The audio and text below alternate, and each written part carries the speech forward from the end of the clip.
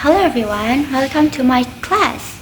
Today we are going to learn about direct and indirect speech based from the story of Animal Farm by George Orwell. But before that, let's listen carefully to the story of Animal Farm. Have you ever imagined what it would be like if farm animals could talk like humans? That would be so fun, right?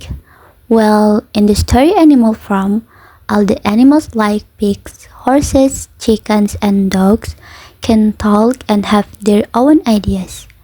They live on a big farm called Manor Farm. But sadly, the owner of the farm, Mr. Jones, doesn't treat them well. He often forgets to feed them and doesn't care about them. So the animals gather together and come out with a big plan. All the animals gather in the big barn for a meeting. A wise old pig named Major said that all animals should live free and happy without humans. All the animals agree. They got excited and made a plan. They would chase Mr. Jones away from the farm. A few days later, when Mr. Jones forgot to feed them, the animals got very angry. They rushed together and managed to chase Mr. Jones out of the farm. Now the farm belonged to them. They changed its name to Animal Farm. After that, the animals made new rules. Every animal must work together and all animals are equal. But two pigs started to lead, Napoleon and Snowball. At first, they worked together, but then they started to argue. In the end, Snowball was chased away by Napoleon. Now, Napoleon was the only leader. He started to make his own rules and act like a king.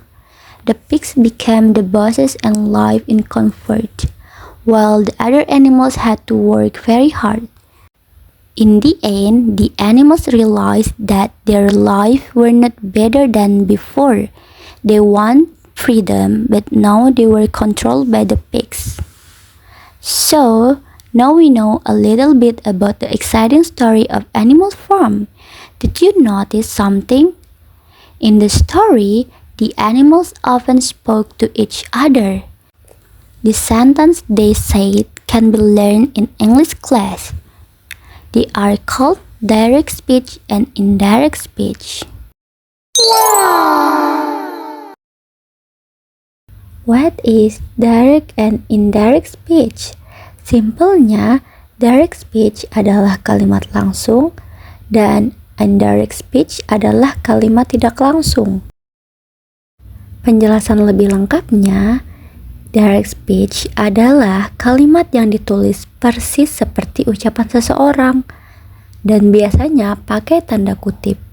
Sedangkan indirect speech adalah kalimat yang menceritakan ulang ucapan seseorang dan biasanya tidak pakai tanda kutip. How to change from direct to indirect speech? Jadi bagaimana sih kita mengubah dari kalimat langsung menjadi kalimat tidak langsung? Dan tentu sebenarnya itu adalah hal yang mudah. Tanpa rumus pun kalian bisa mengubah dari kalimat langsung menjadi kalimat tidak langsung. Asal kalian ingat 3 hal penting ini. Nah, ini dia. There are 3 things that must be changed when changing direct to indirect speech. Jadi, saat kalian ingin mengubah kalimat langsung menjadi kalimat tidak langsung, kalian harus mengingat 3 hal penting yang harus diubah saat ingin mengubah dari direct to indirect speech. Yang pertama ada pronouns atau kata ganti, yang kedua ada auxiliary verbs atau kata kerja bantu, dan yang ketiga ada quotation mark atau tanda kutip. Pertama, kita harus mengganti pronouns.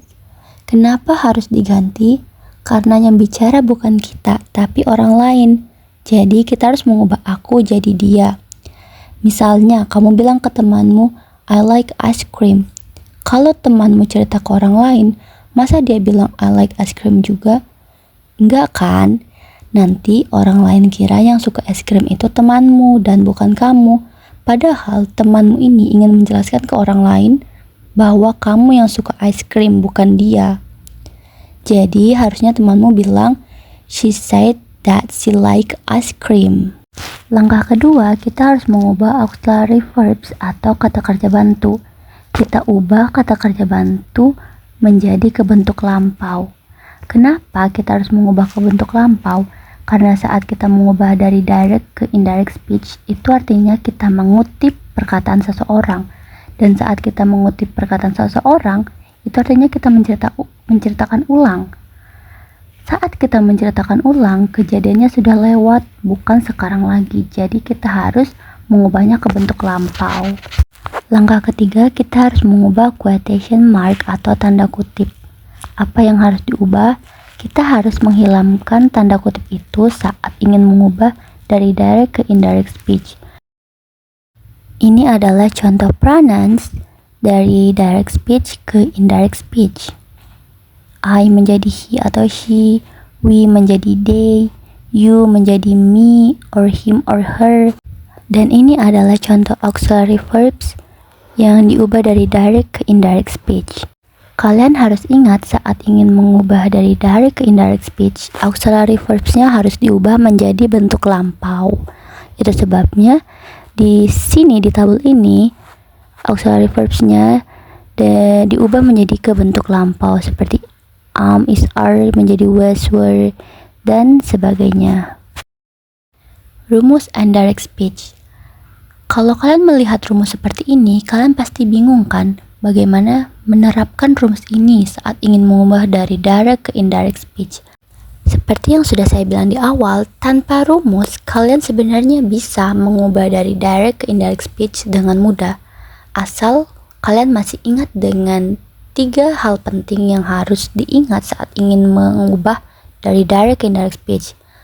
Yaitu kita harus mengubah pronouns, kita harus mengubah auxiliary verbs, dan kita juga harus mengubah quotation mark, yaitu dihilangkan. Ayo langsung saja ke contohnya. Boxer said, I will work harder. Itu adalah direct speech. Jika ingin mengubah ke indirect speech, ingat 3 hal penting tadi. Langkah pertama kita ubah pronouns-nya. Kita ubah I menjadi he. Lalu langkah kedua kita ubah auxiliary verb. Auxiliary verbs atau kata kerja bantu yang terdapat di kalimat direct itu ada will. Kita ubah ke bentuk lampau menjadi would. Lalu yang ketiga kita hilangkan tanda kutip dan tambahkan that. Menjadi Boxer said that he would work harder. Mudah kan? Tanpa rumus kalian bisa dengan mudah mengubah dari direct ke indirect speech. Kalau begitu saya punya tugas nih untuk melatih agar kalian lebih jago mengubah dari direct ke indirect speech. Kalian bisa menyalin link di atas dan mengkopinya ke Google, lalu mengerjakannya. Sayang sekali kita harus menyudahi kelas hari ini. Semoga apa yang kita pelajari hari ini dapat bermanfaat untuk kalian semua. Dan sampai jumpa di kelas berikutnya.